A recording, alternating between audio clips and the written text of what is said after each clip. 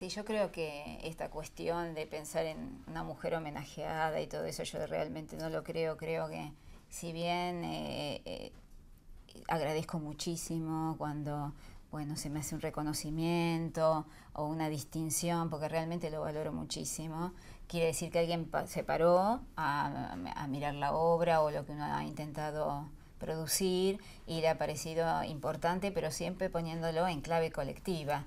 No creo que sea hacia mí, Beatriz Morrone, sola, sino que yo siempre me concibo a mí misma como una trabajadora en principio del sector salud, como una ciudadana responsable y militante por los derechos humanos y fundamentalmente por mi responsabilidad social como ciudadana.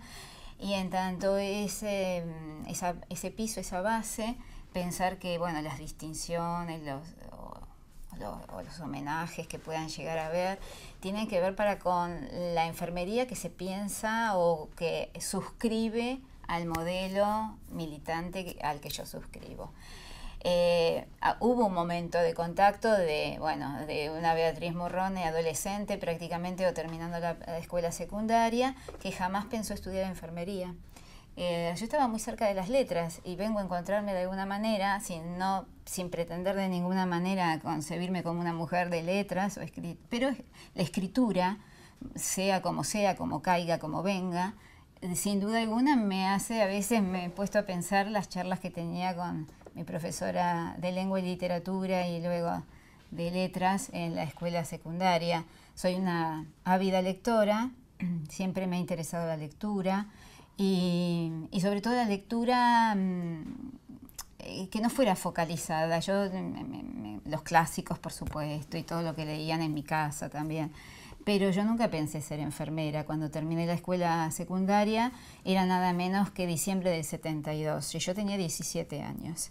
Era un momento, lo marco porque era un momento del país muy particular, era un momento de grandes cambios y el pródromo de un momento también muy complejo políticamente hablando y también saliendo de un momento muy complejo políticamente hablando.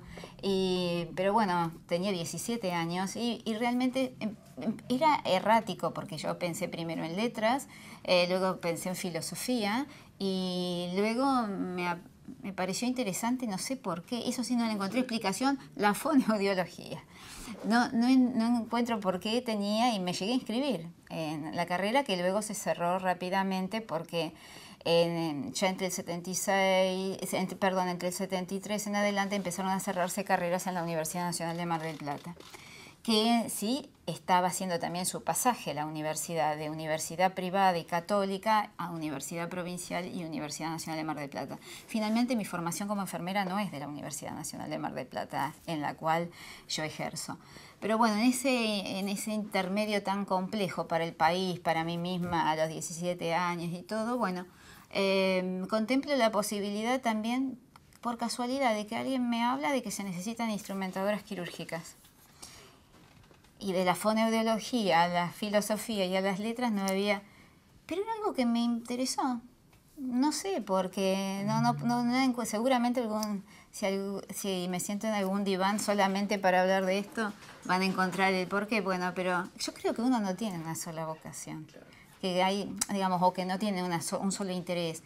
Así que comencé a estudiar instrumentación y me apasionó, porque la anatomía me apasiona hoy día todavía y bueno, y todo lo que me permitía conocer la instrumentación realmente me apasionó y me estudié y empecé a ejercer como instrumentadora quirúrgica y trabajé unos años como instrumentadora quirúrgica y me sentía muy feliz, me sentía muy útil, eran momentos que uno entraba al quirófano y no sabía a qué hora salía porque eran las épocas de donde no se conocía ni se soñaba con la cirugía laparoscópica, y era prácticamente, yo trabajaba con cirujanos que eran hijos de la famosa escuela de Mainetti, grandes incisiones, grandes cirugías, y era bien visto a veces hasta intervenciones de 6, 7 horas, donde la instrumentadora con suerte podía cambiar a veces o relevar.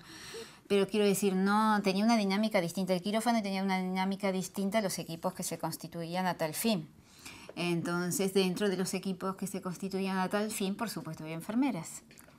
Y esas enfermeras, con las que además aprendí muchísimo, porque yo era una joven instrumentadora, que me acoplé a un equipo con el cual trabajé muchos años y de los que aprendí mucho. La que me recibió fue una enfermera, que era la enfermera que era la responsable del sector, porque en ese momento todavía no existía la ley actual donde las instrumentadoras son las responsables de los quirófanos y los administran. Así que la enfermera era quien organizaba absolutamente todo. Y gracias a esa enfermera y a lo que vi, las charlas entre lavado de una caja y lavado de otra, y preparación y tiempo de espera entre una cirugía y otra en mis guardias, me empezó a interesar esto que me decía y esto que yo veía, y además me empezó a resultar insatisfactorio no el trabajo en sí, de la instrumentación, que siempre me gustó y me sigue gustando, me sigue atrayendo, sino que empecé a sentir un vacío muy grande en que yo veía ingresar, siempre en una puerta que tenía a este lado, veía ingresar a un paciente premedicado, somnoliento, que estaba, bueno, ya bajo los efectos de ciertos fármacos para poder inducirle la anestesia. No sabía qué pasaba más que el rótulo de la cirugía que el cirujano pensaba realizar. Y también al terminar la cirugía, por más que me hubiera sentido muy, a lo mejor muy satisfecha de mi aporte al acto en sí, quirúrgico, no sabía qué sucedía, si evolucionaba bien, mal, si fallecía, no sabía nada. Entonces empezó en mí una búsqueda muy extraña, que era llegar mucho tiempo antes de tomar mi guardia, mirar el parte del día e ir habitación por habitación y necesitar, era una necesidad mía, ¿no?, de los pacientes, necesitar presentarme. Bueno, yo soy Beatriz Morrone, soy la instrumentadora que va a estar con el doctor fulano de tal durante su cirugía, me va a ver con un barbijo, bueno, pero en mis ojos. Era una necesidad totalmente mía, ¿no? No, más allá de que a lo mejor la familia y todo estuviera, digamos, como agradecido de conocer quién iba a estar adentro y interactuábamos, era una necesidad que yo identifico totalmente mía. Entonces, cuando entraba el paciente, que yo ya conocía por haber hecho estas visitas de habitación por habitación, yo también necesitaba, porque él venía premedicado, realmente no es, excepto alguna urgencia. Entonces decía por el nombre, llamaba por el nombre, aquí estoy, recuerda que... Bueno, y el señor o la señora o el niño me sonreían así como... Era más, al revés, me estaban haciendo ellos un... Y bueno, y finalmente luego, al día siguiente, en general, yo pasaba también, primero leí la historia clínica, empecé a leer la historia clínica, lo que ponía la enfermera, hablar con la enfermera que había estado de guardia, e ir a ver cómo había evolucionado el paciente, como una visita luego, cómo le va, ayer estuvimos juntos. Más seductor, digamos, claro, y entonces yo dije, pero ¿qué está pasando acá conmigo? Y bueno, y esta enfermera que estaba en el quirófano, que era la jefa, me dice, me parece que vos sos más enfermera que instrumentadora. Y en ese momento se abrió un curso de auxiliares de enfermería cercano, y me dice ella, vos tendrías que anotarte. Bueno, y yo como toda juventud que uno no le sobra el tiempo, pero le sobran las ganas, todavía hoy me sobran las ganas, así que en ese momento mucho más. Me inscribí en el curso y entonces cuando se enteraron los cirujanos y el equipo e inclusive la gente de la clínica, porque era una clínica privada y el hospital en el que trabajaba, me dijeron, pero ¿cómo se te ocurre tamaña locura? Pero ¿cómo vos, que sos una instrumentadora, digamos, buena, brillante, que te queremos en nuestro equipo, vas a estudiar enfermería? Como algo subestimando totalmente el rol de la enfermera, a pesar de que la enfermera era la que hacía que este equipo funcionara como funcionaba. Bueno, para abreviar, terminé el curso con excelentes notas, me recibí de auxiliar de enfermería y cuando tuve mi certificado dije yo voy a trabajar como auxiliar de enfermería, que en ese momento no había una cualificación como ahora de enfermeras y licenciadas, eran auxiliares de enfermería y empíricas, no existía la ley, así que el auxiliar de enfermería, y excepto alguna enfermera que anduviera, que generalmente era la jefa del servicio, del hospital. Bueno, conclusión, dejé la instrumentación, dejé mis cajitas, dejé todo y empecé a trabajar como auxiliar de enfermería, pero paralelamente me anoté inmediatamente en la carrera de enfermería. Pero yo lo tenía ahí, sí lo tuve claro. inmediatamente. Yo me recibí en diciembre y en marzo estaba cursando el primer año de la carrera. Pero también, digamos, era una decisión como de, me imagino que económicamente no era lo mismo ser una instrumentadora que una enfermera. No solamente económicamente, hasta socialmente. Socialmente claro, la instrumentadora insólitamente tiene como un prestigio por lo que hace. Y en el sector que está, y en el espacio que está, y en el quirófano que es a puertas cerradas, que es un ámbito que además se opera sobre el cuerpo, se hacen incisiones, hay toda una cuestión simbólica muy fuerte que hace que una instrumentadora en general, a pesar de que estudiaba en ese momento igual que una enfermera 3 años, ahora existe también la licenciatura en las instrumentadoras. ¿Te atraía lo social? ¿Cómo, perdón? ¿Te atraía lo social, digamos, de la enfermería? O sea, el contacto a mí me atraía poder realizar una función dentro de lo que era en ese momento la atención y la recuperación de la salud, porque poco en ese momento se hablaba de la prevención, de la promoción, y mucho menos de derechos y mucho menos de cuestiones por las cuales después transcurrí mis investigaciones. Pero creo que entendí que a mí el instrumental y la mesa que me separaba entre la persona que encima estaba anestesiada y la familia y su contexto y su barrio y todo lo que yo podía ver, me quedaba corto. Miren, no, yo necesitaba, porque yo digo que cuando hago referencia a estas cuestiones, pienso que fue una búsqueda más por lo que necesitaba yo que por lo que yo podía dar. Entonces, empecé no solamente a ejercer como auxiliar de enfermería, sino además a estudiar y además a ver también todo lo que yo podía hacer, que no se me podía el quirófano dar esto, que era poder estar en el medio de un barrio, poder estar interactuando con la sociedad de fomento, poder estar trabajando con familias dentro de su hogar. Todo eso no me lo daba el quirófano. A mí el quirófano me daba prestigio social, mejor salario, un espacio muy cuidado de equipos quirúrgicos que además me respetaban profesionalmente mucho y digamos me sentía muy bien con ellos, pero todo el resto, que era lo que a mí realmente me interesaba, no estaba. Entonces fue un momento en que dije, hasta aquí llegaron mis guardias. Y recuerdo que hubo como un enojo así de los cirujanos, que donde había una sola cirujana dentro de ese equipo grande con el cual yo trabajaba, un enojo, no enojo de estar diciendo, pero ¿vos te das cuenta de la oportunidad que te estás perdiendo? ¿Vos te das cuenta que con nosotros vas a poder? O sea, ellos no entendían ni cuál era mi búsqueda, ni tampoco entendían qué campo tan amplio tiene la enfermería para poder ejercerse. Ellos lo hacían en función para mi bien, lo que ellos pensaban que era mi bien, ¿no? Bueno, y me recibí de enfermera, tuve el mejor promedio en el curso de auxiliares de enfermería y en el de enfermera me recibí con 9,93. Y esto no solamente de que me gustaba leer y estudiar, sino que me interesaba lo que hacía, me apasionaba lo que hacía, trabajaba y estudiaba. Y por supuesto no tenía auto, iba en colectivo, todo lo que a veces a mí me llama mucho la atención que los estudiantes pongan como obstáculo, porque es lo que todos pasamos y la vida. Y bueno, en ese momento no había licenciatura en enfermería, ni en La Plata, que es donde me recibí, ni en Mar del Plata, que es donde me vine a vivir nuevamente, pues yo soy marplatense, y donde vine a ejercer. Rosario, ¿no? Y luego pasaron muchos años de ejercicio profesional, que eso fue muy bueno también. Yo inmediatamente conseguí un puesto de trabajo en planta permanente en el Hospital Intersonal Especializado Materno-Infantil, que era lo que... Hubo un pequeño periodo muy breve de unos meses en donde yo fui a trabajar el sector privado hasta que salió el nombramiento. Y es más, dejé en el sector privado, que también estaba en una unidad de terapia intensiva, en un hospital privado aquí que me pagaba muy bien y donde podía tener también una buena posibilidad laboral y de ascenso. Y cuando me llegó el nombramiento pasé inmediatamente y también ahí me dijeron, vos sabés lo que estás haciendo, vos te das cuenta que te vas a ganar la mitad de lo que estás ganando con nosotros y además que tenés acá, bueno, toda una plataforma importante y un prestigio en la institución donde está. Sí, yo dije, sí, me voy a ganar la mitad y en ese momento yo no tenía un peso. No era que iba a ganar la mitad y la otra mitad venía por otro lado, no tenía un peso.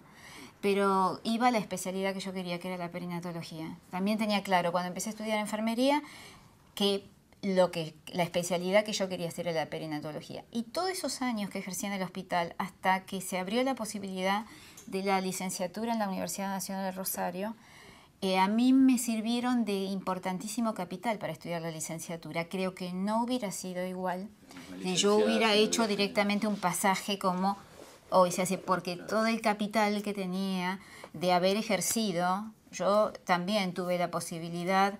Yo he tenido muchas posibilidades en mi vida, algunas parecía que decía que no y estaba totalmente trastornada, pero creo que ese no fue muy bueno para lo que siguió.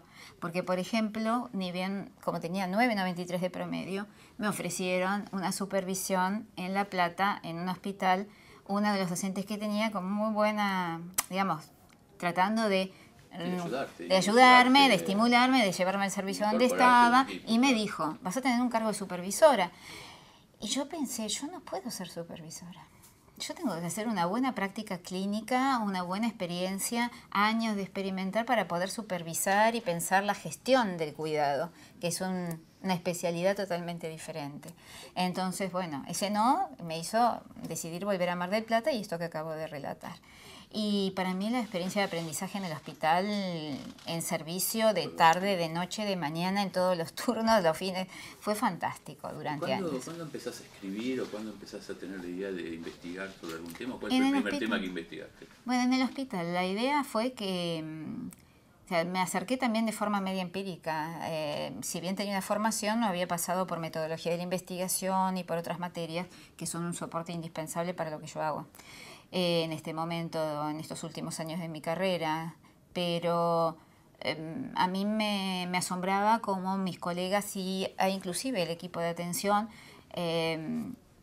daba por cerradas cuestiones. Por ejemplo, estamos trabajando bien o estamos trabajando mal o no tenemos infecciones o no conocer de qué lugar geográfico o cuáles eran las problemáticas de los pacientes que consultaban y encima eran ingresados. Entonces empecé a hacerme preguntas, ¿cómo puede ser que no conozca de si son, como sigue siendo un hospital interzonal, había mucha derivación, de qué ciudades derivan, por qué derivan, de qué manera derivan, cómo bien, o sea, un montón de preguntas que el sentido común me hacía formularme y entonces ahí empecé a hacer rudimentarias investigaciones tomando notas de campo, haciendo los famosos 4 palotes y el quinto que cruzaba, porque no había computadoras y mucho menos conocía yo, no había computadoras en el lugar y mucho menos conocía, estamos hablando de los 80. Y bueno, y así empecé de a poco a ver que eso que aparecía en las revistas científicas, si bien lo que yo estaba haciendo estaba muy lejano, porque vuelvo a decir, era como un caminar a ciegas, ¿no? En un espacio sin demasiado y sin mucho acompañamiento, prácticamente nulo, o nulo, vamos a decirlo, nulo, porque más que nada lo veían con qué locura esta mujer, las cosas que se les ocurren, ¿no? Pero bueno, fue armándose de manera tal que un día con un grupo de colegas en el mismo hospital le digo, ¿por qué no formamos un comité de docencia e investigación? Y algunos dijeron, pero nosotros no tenemos experiencia, tenemos que traer gente de afuera. Yo dije, bueno, vamos a traer gente. ¿Qué nos impide traer gente de afuera? Propongámoslo a la jefatura de enfermería, propongámoslo a la supervisora. Bueno, brevemente se hizo, lo propusimos, lo fundamos, porque a mí me encanta esto de las cuestiones fundacionales, soy en eso muy parecida a las madres fundadoras, cuestiones fundacionales, lo fundamos, trajimos por supuesto colegas del hospital Elizalde en ese momento, el Garrahan comenzaba a formarse, bueno, o de la maternidad Sardá, y como para formarnos en principio, empezamos a generar cursos identificando qué profesionales de Mar del Plata podían llegar a ser capaces de irnos formando, establecimos relaciones interinstitucionales, no solamente del área de la salud, que luego vinieron a formarse con nosotros y empezamos a hacer rudimentarios diseños de investigación que hasta logo de Comité de Docencia e Investigación le hicimos y el primer año nos dimos cuenta al finalizar, porque yo soy muy detallista en tomar registro de todo lo que hacemos, llevaba registro absolutamente de todo, o sea, digamos, hacía como una historia paralela que iba escribiendo lo que hacíamos. Habían pasado por nuestras aulas, ya fuera generado por nosotros, hacia instituciones con menor complejidad o que habíamos traído profesionales, más de 1000 estudiantes. Cuando comencé una línea de investigación que me fueron llevando a las anteriores hasta un punto donde necesité investigar la violencia institucional, la violencia que se ejercía con las familias, a las mujeres, sobre todo yo ejercí siempre en el área perinatal y sobre todo en el alto riesgo obstétrico. Y no estoy hablando de la institución que mencioné, estoy hablando en general. Yo tenía entrevistas con las mujeres en la propia valoración de enfermería, en la entrevista que uno tiene, en la consulta de enfermería, y me daba cuenta que la mayoría de las cuestiones que pasaban tenían que ver con un disciplinamiento y mucho sufrimiento, porque había todo un esquema de entender la atención que conllevaba maltrato, violencia. Y entonces en esa época no se hablaba todavía de violencia institucional, no se hablaba de violencia sanitaria, no se hablaba de modalidad de violencia obstétrica. Todo eso es posterior, pero yo te estoy hablando de fines de los 80, principios de los 90, y estamos hablando que las leyes que reconocen esas formas y modalidades son posteriores, son de algunas empezaron a gestar a fines de los 98, 99, y otras son desde el 2003 para aquí. Entonces había una categoría que era la violencia institucional que no aparecía en ningún libro, y menos que una enfermera evaluara no solamente violencia institucional, sino que evaluara y dijera y se atreviera a decir que las enfermeras también podemos ser violentas y podemos generar prácticas violentas y podemos generar prácticas deshumanizadas, así como podemos y debemos, para nuestro código deontológico, más lo que la ley de ejercicio profesional y todo el encuadre legal y deontológico nos orienta, nos indica, cuál es el acompañamiento a la ciudadanía, a las familias, a las personas. También ver que había un desfasaje muy grande y que había cuestiones naturalizadas que por naturalizadas que estaban, eran invisibles. Y entonces esas las que comenzaron a hacer ruido, que luego se convirtieron en una tesis de maestría, porque lo usé como insumo para mi tesis de maestría cuando la cursé en la Facultad de Derecho de la Universidad Nacional de Lomas de Zamora, y luego se convirtieron en 3 libros avanzando las investigaciones y en muchísimas publicaciones en revistas científicas nacionales y extranjeras, porque es un tema que también lo presenté en la conferencia centenaria del Consejo Internacional de Enfermeras, la que se hizo en Londres en el 99, que ahí fui becada por la FAPE para ir a Londres. Me dieron una beca completa con pasajes e inscripción, y pudimos presentar 2 trabajos que me eran muy interesantes. Uno era el de la violencia institucional y la naturalización de formas violentas del cuidado, y otro era poder avanzar sobre prácticas saludables en las comunidades, en otras etnias, como en Mar del Plata es muy común y muy numerosa los gitanos que están viviendo en Mar del Plata, y teníamos también la cuestión en el hospital, tanto en el materno como en el IGA, como en las clínicas donde se atendían, que queríamos que se adaptaran a nuestras formas de padecimientos, de parir, de morir, cuando las formas eran, no solamente las formas, sino el fondo era totalmente distinto, por una cultura diferente que no podíamos entender. El problema no era que no podíamos entender, el problema es que no entendíamos que no entendíamos. Y entonces lo que hacíamos era reaccionar y estigmatizarlos como que eran bulliciosos, ruidosos, que iban... Bueno, ese tipo de cuestiones que a mí me empezó a surgir con la comunidad gitana marplatense, después lo llevé a investigaciones que tenían que ver con esto de lo transcultural también, porque no hay que ir a África o a lugares exóticos para ir a ver diferentes culturas. Convivimos con subculturas y culturas, y bueno, uno era lo que nos interpelaba acá en Mar del Plata. Esas hicieron mucho ruido. De toda mi formación como licenciada en enfermería en la Universidad de Rosario me obligó, como toda carrera de grado, a escribir. Algunos estudiantes, porque todos estamos obligados a escribir y producir, algunos consideran que eso es letra muerta y lo archivan. O sea, lo queda en un cajón con suerte y si no va al tacho de basura. Yo comencé a darle, o entendí que tenía que darle un valor a mis producciones que no fuera solamente aprobar la materia y quedar bien con el profesor, sino quedar bien en el sentido de con mi conciencia, con lo que hacía. Y a lo mejor el trabajo se circunscribía a un punto, de que era la consigna que el equipo docente me daba. Pero si a mí me interesaba realmente esa consigna, luego seguía sobre eso y escribía.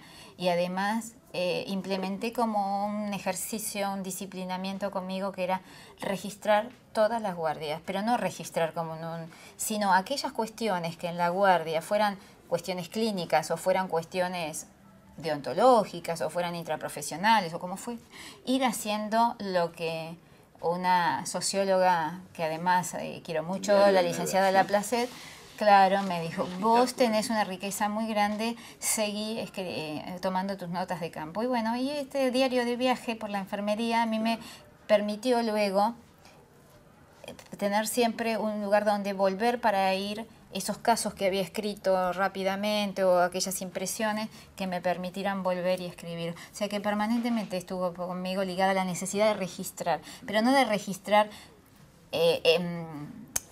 esquemáticamente los registros que pueden ser valores de signos vitales o un registro que me pida la institución o me pida la ley que haga, sino eso de registrar la riqueza que yo veía que se iba escurriendo, que se evapora, que se va de nuestra memoria, que si uno no deja algo registrado es muy difícil que la memoria emotiva me lleve a reconstruirlo. Entonces, bueno, las primeras que hicieron mucho ruido fue que una enfermera hablara de violencia, que reconociera que en algún momento, por ser buena alumna y por adaptarme, yo había ejercido violencia, a empezar a abrir la cuestión y tuve, como todos los que abrimos algún camino, que en eso sí, no quiero ser falsamente modesta en esto, creo que abrí camino en ese espacio.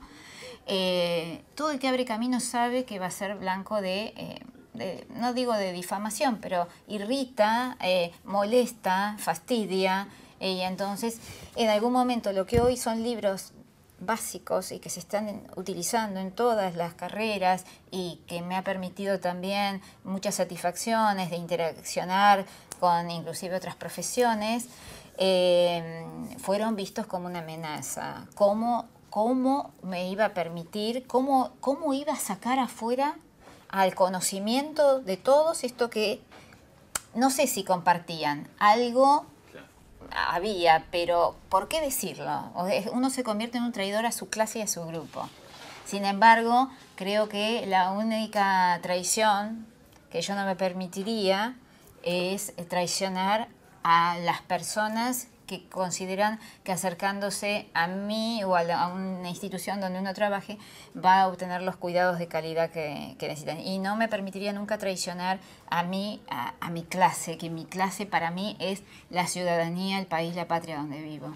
Yo trabajé desde la línea que estaba comentando, luego también me hice preguntas y trabajé unos años sobre las líneas de condiciones y vida y medio ambiente del trabajo, condiciones de vida de los trabajadores sanitarios, fundamentalmente los enfermeros y las enfermeras, porque entendí que había claves dentro de la organización del trabajo que promovía esta forma estereotipada de brindar cuidados violentos. Y que también muchas de las cuestiones que sucedían tenían que ver con insatisfacción laboral y con los propios padecimientos de los trabajadores de la salud. Y entonces, nuestro grupo de investigación, proyectos que dirijo y que el Ministerio de educación a financiado, trabajé esta línea justamente de los aspectos destructivos y de los aspectos protectores que podemos tener los profesionales de la salud y hasta qué punto las instituciones formadoras y la formación en servicio y la formación continua y lo que sería la supervisión de la calidad del cuidado y la calidad de vida y de trabajo de los enfermeros y las enfermeras deberían contemplar que justamente ir monitoreando otras variables que no sean solamente las clásicas de producción del cuidado. Y dentro de eso, bueno, hubo publicaciones muy interesantes también y que no están dentro de un libro en solitario, sino que están dentro de 3 libros como coautora, porque tengo libros como autora y libros como coautora, ¿no? De capítulos. Y ahí he podido publicar en 3 libros interesantes, a mi juicio, que aportan a poder pensar estas cuestiones, ¿no? Cuánta de la violencia que a veces ejercemos por impotencia no es parte de la propia impotencia y sufrimiento en el trabajo. Esto de ninguna manera aliviana la responsabilidad, pero hace que los gestores y los docentes empecemos a trabajar líneas en donde podamos hacer que los colegas y los futuros colegas tengan reforzados sus aspectos protectores y puedan identificar aquellas cuestiones que les producen dolor.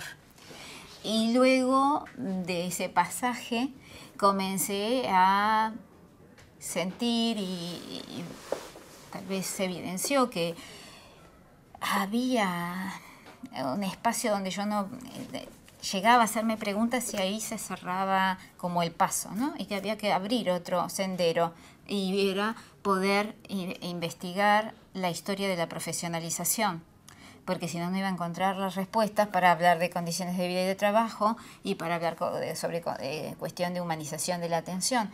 Entonces, la historia, que fue una asignatura que gané por concurso hace muchos años en la universidad y que luego el plan de estudio la borró de sus... como que fue algo a nivel nacional. Nosotros, cuando me formé, teníamos una materia que era historia y evolución de la profesión, o historia y desarrollo de la enfermería, con las variantes que podía llegar a tener, que se daba generalmente en tercer año. Y a pesar de ser una historia muy, más que nada universal, más que nada mirando a Nightingale, más que nada mirando lo que sucedía afuera y organismos supranacionales, pero eso ni siquiera eso nos quedaba.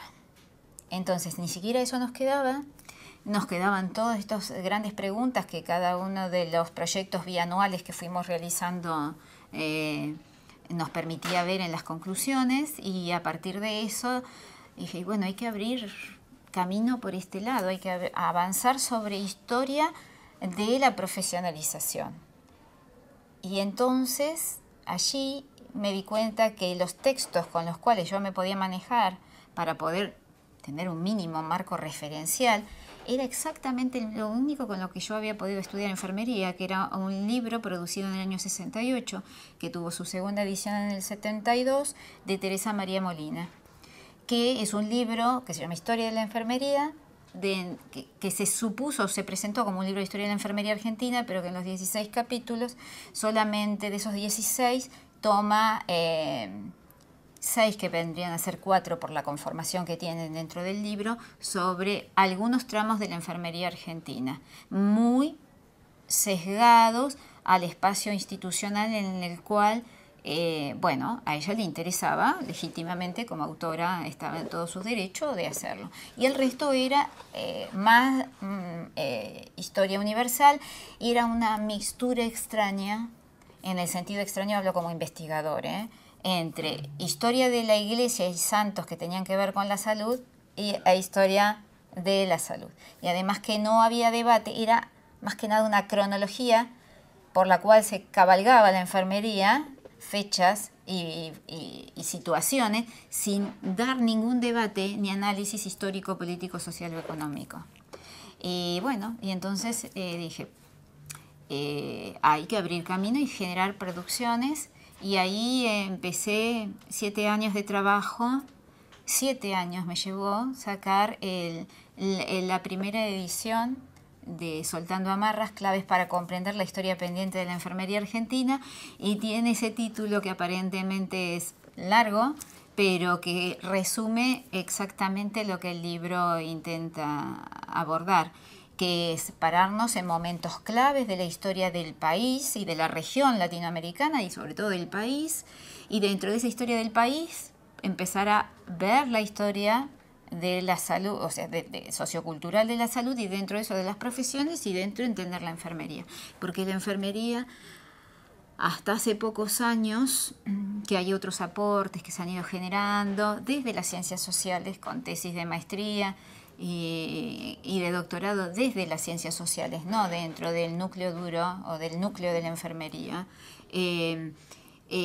traen algún material, pero lo que se veía hasta el momento es que nunca había habido una posibilidad de que la enfermería se pudiera entender en o sea, las situaciones por las que transita la enfermería, ya sean favorables o no, no se podían entender, pero no había un contexto que las contuviera. Entonces es muy difícil pensar, si no, a la enfermería le pasa algo bueno, le pasa algo malo, pero nada, nunca hay acciones previas, acciones que tienen que ver con este cambio, y luego si eso quedó inconcluso o no, ¿por qué? O sea, nunca, tal vez mi permanente preocupación tiene que ver en cualquier área de la que he investigado y en el ejercicio de la profesión, es en hacerme preguntas de por qué. ¿Por qué sucede esto? ¿Y qué explicaciones posibles podemos tener? Yo creo que ningún investigador, y me incluyo dentro de esto, tenemos la verdad. Yo le digo a los colegas, a los estudiantes, duden de mí, duden de todo lo que yo digo, en el sentido de pongan en duda mis afirmaciones. Yo no puedo creer que la afirmación de un docente o el material de un libro o una bibliografía, más allá de quien la haya escrito, sea palabra santa como puede ser las Sagradas Escrituras. Entonces, una cosa es la fe y otra cosa es la ciencia. Yo como dentro de la fe, e inclusive hasta me puedo hacer algunas preguntas en momentos donde la fe entra en contradicción con ciertos aspectos que a uno, o situaciones que vive. Y uno se permite hasta preguntarle, hasta se permite interpelar a un Dios. Y no se permite interpelar la realidad, parecería. Y en la enfermería es algo muy habitual. Por eso creo que lo que necesitamos fundamentalmente es abrir, no cerrar. Es no dar respuestas, formular nuevas preguntas y formular más preguntas y preguntas más complejas que nos permita poder avanzar. Entonces, el soltar amarras del libro es soltar amarras de una historia que nunca respondió, digamos, que nunca supimos los enfermeros primero generar, porque acá la cuestión no es un libro que había, es todos los que no hicieron los libros que debían hacer. Esa es la gran cuestión. Y que creyeron que el esfuerzo de una colega, más allá de cuánto o no puede aportar, es el esfuerzo, y ahí concluyó, y que no hay una evolución necesaria, y que con todo lo que había sucedido en nuestro país, desde el 68 a cuando se realiza la primera edición de Soltando Amarras, que es noviembre de 2011, nunca nadie se preguntó cómo no existe una nueva producción, más allá de cuánto pueda acordar o no con la visión de esta investigadora, con las premisas que me presenta, con las conclusiones o las hipótesis que trabaja. Entonces, creo que hay que abrir sendero, hay que abrir camino, hay que formular preguntas. Creo que debemos dudar de todo, pero una duda que no sea una duda paralizante, sino que sea una duda motivadora, una duda que a mí me genere como una usina permanente la necesidad de responder en parte a alguna de esas preguntas, o tratar de responderlas, y que esas respuestas siempre son provisorias, y que lo que abren es nuevas preguntas, nunca clausuran ni dejan un tema cerradito con el moñito, sino que al contrario abren más. Justamente Soltando Amarras intenta, más allá de cuánto no estén de acuerdo con mi planteo, que se debata, que se refute y que se rescate. Porque, por ejemplo, nosotros parecemos hijos, los enfermeros argentinos, de Florence Nightingale. O sea, nos parieron en Londres y vinimos acá sin ningún efecto en el medio. Y sin embargo, nosotros tenemos, no solamente previo a la fundación de la primera escuela de enfermería en Sudamérica, o sea, hemos sido pioneros en Sudamérica, y miramos a la escuela Nightingale, que si bien iluminó estas tierras no somos, o sea, hubo un pasaje interesante.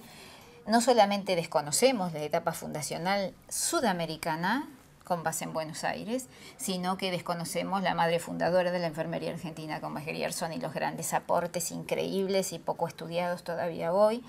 Desconocemos que la primera asociación y nucleamiento profesional que se consolidó en la Argentina fue fundado en 1892, fin del 19, con enfermeros, exclusivamente enfermeros y enfermeras. Desconocemos en general, y seguimos repitiendo como una verdad, pensando que la enfermería ha sido siempre femenina, y la enfermería fue femenina para Nightingale, pero no fue femenina para Grierson. Y la primera escuela de enfermería sudamericana, la escuela que hoy se conoce como Escuela Cecilia Grierson, que era escuela de enfermeros y masajistas, fue una enfermería mixta. Es más, de puño y letra Grierson pone varones y mujeres, mixta, y subraya, y laica. Subraya lo mixta y laica como dos pilares imprescindibles para llevar adelante una revolución en la formación de los enfermeros. Son cuestiones muy fuertes, porque a veces yo escucho todavía hoy hablar en medios de comunicación a los colegas, no a los que no son colegas, de que la enfermería, nuestros problemas tienen que ver con la feminización de la profesión, que los problemas tienen que ver con que nunca las agrupaciones profesionales se generaron tardíamente, que nunca tuvimos batallas dentro del campo gremial y sindical, que son todas falacias. Porque claramente la investigación demuestra, por los...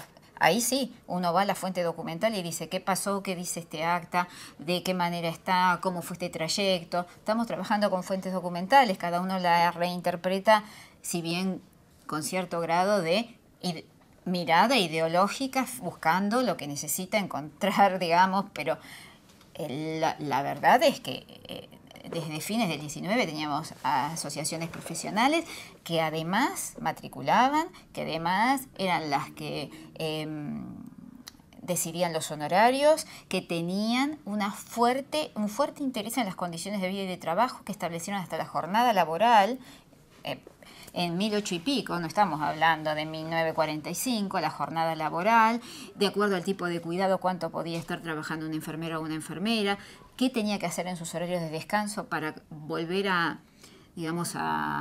recobrar el equilibrio para poder dar atención. Hasta describe Grierson cuántas vueltas a la manzana en un lugar donde hubiera verde debía caminar y de qué manera y los ejercicios que debía hacer y cómo era el cuidado de su salud, en una cuestión que se emparenta bastante con lo que va a ser después la escuela de la Fundación Eva Perón, el entrenamiento físico y aquellas cuestiones que hacen al equilibrio emocional de la enfermería. Cosa que, fíjate, luego yo lo vengo a rastrear en mis investigaciones como los graves problemas que también tiene la profesión.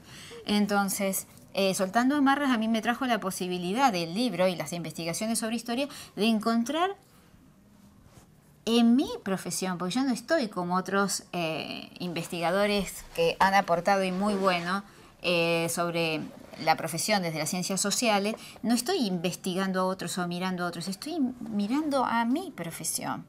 Y eso para mí ha sido de un crecimiento extraordinario, hacerme preguntas sobre lo que además, o buscar también lo que además sé como enfermera, que puede haber sucedido, no lo que supone un no enfermero.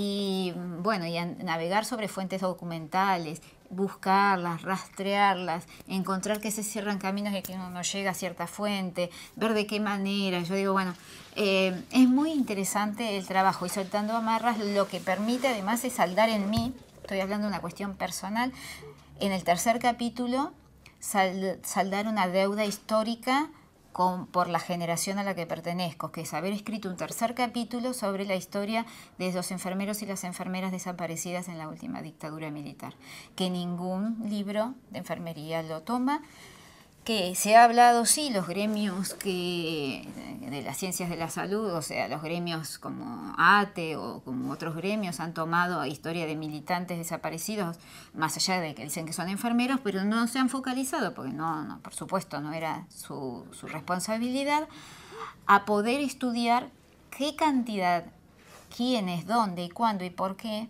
fueron víctimas del terrorismo de Estado. Y además los sobrevivientes de los campos clandestinos de detención y o presos políticos, cómo fue esa etapa de ejercicio previo, la de la privación de la libertad, ya sea clandestinamente o en cárceles como presos políticos, y cómo se reinsertan posteriormente al ejercicio de la profesión con una actitud militante, social y profesional sumamente interesante, porque hay una clave en ellos, en todos los que he entrevistado.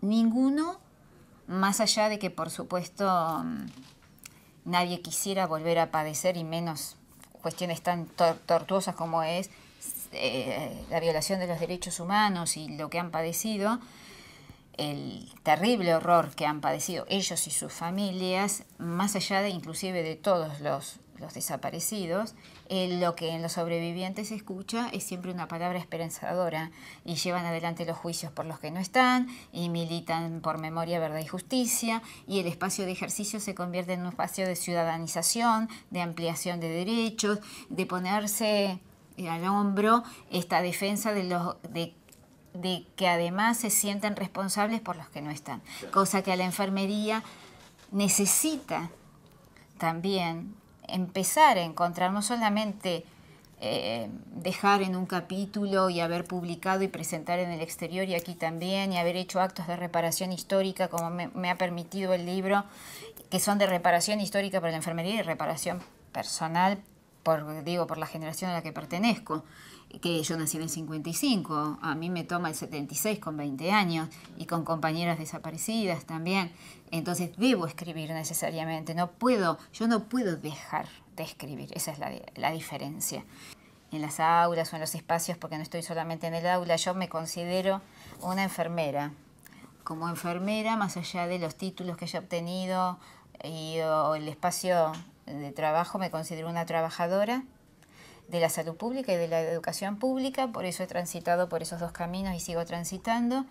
El lugar al que siempre vuelvo es el hospital donde he trabajado tantos años y en donde respeto a mis colegas muchísimo y me han enseñado mucho, es un espacio afectivamente muy significativo para mí. A la educación pública ni hablar, porque no solamente hace 29 años que trabajo en la universidad y en otras universidades, sino que además soy fruto de la educación pública. Mis hijos también, que estudian en la universidad pública, pero lo que les diría sobre todo es a mis colegas, que es como ese intermedio en donde uno a veces escucha mucho desasosiego, mucha desesperanza, muy poca alegría en el ejercicio de la profesión, mucha frustración. Y a mis colegas, si amerita, digamos, siempre con el respeto de que esto es algo colectivo y que debemos debatir. Si estuviéramos hablando, diría lo que digo cuando tengo un micrófono, la posibilidad de la palabra escrita. Si nosotros no podemos encontrar personal y colectivamente la alegría en el ejercicio, la alegría en el sentido de decir mi trabajo sirve para que muchas personas no padezcan algunas cuestiones, los otros transiten los padecimientos con el menor deterioro psicológico y emocional posible, y físico también. Si no podemos entender la misión social que tiene la enfermería, tenemos que rescatar los que tenemos más años para que los estudiantes puedan ver en nosotros.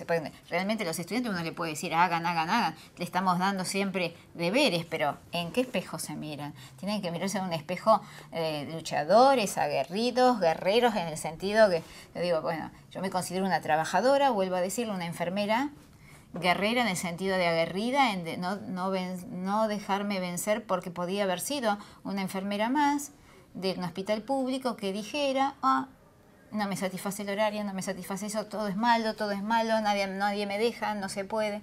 Y esta cuestión, creo, de encontrar canales para poder también encontrar mayor satisfacción. Tal vez intuitivamente en mí fue empezar a investigar, empezar a colaborar también, a dinamizar lo que era la formación continua, relacionarme sin temor con otros profesionales, que es una cuestión que también le cuesta mucho. La enfermería siempre dicen que no nos consideran, pero tenemos temor a participar en grupos interdisciplinarios, que nos hace muy bien porque nos conocen, pero además conocemos, y hay un intercambio de saberes imprescindible. Siempre respondemos, y no desde el ombligo, lo que la enfermería dice. Y la enfermería dice en contexto con otras profesiones y con otros actores sociales. Esto de negarnos la militancia social dentro de la salud, fundamental, que Carrillo lo entendió claramente y que Grierson lo entendió claramente. Nosotros somos realmente la profesión, fíjense qué cosa extraña, somos hijos de las feministas de la primera ola y decimos que no se puede, cuando en 1800 y pico todo se podía. Y se luchaba frente a ni siquiera un marco legal que a las mujeres les permitiera ser sujetos y actores sociales. Y entonces creo que lo que hay que a los colegas es estimularlos a que participen, pero participen en distintos espacios. Esa es otra cuestión. En la enfermería no se participa y se crece exclusivamente pensando que una asociación profesional es la que me va a resolver la cuestión. Es participar en todos los espacios de la vida pública.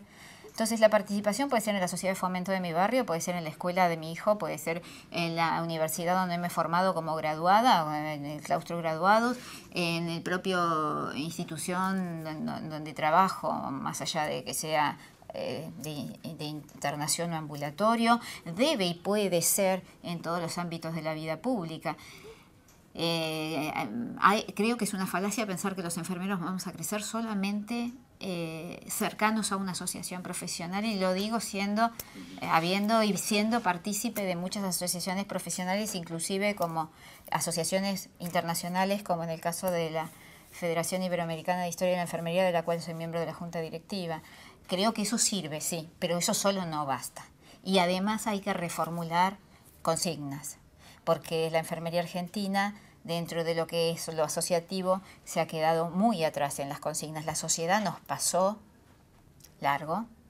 Todo lo que ha sucedido en nuestra sociedad, post-neoliberalismo inclusive, post-dictaduras, terrorismo de Estado, terrorismo económico, todo lo que sabemos que nos ha sucedido, ha hecho que la ciudadanía haya tenido que reconstruirse de otra manera para poder entender cómo tramitar esos procesos. Y sin embargo, la enfermería parecería que sigue sin tramitar esos procesos. Entonces hay hay consignas que carecen. Primero, que son algunas falaces, porque son consignas que impiden una pregunta. Por ejemplo, los enfermeros debemos estar unidos. Se termina, punto. Pero no se menciona para qué, con qué fines, de qué manera, qué prácticas emancipatorias vamos a poner en juego para la propia enfermería y para con la comunidad. Quiero decir, como actores sociales frente a la emancipación y el crecimiento y la ampliación de ciudadanía, y para con nosotros mismos. Hay otras frases como, bueno, esta cuestión, no importa, la enfermería es una. No, la enfermería no es una.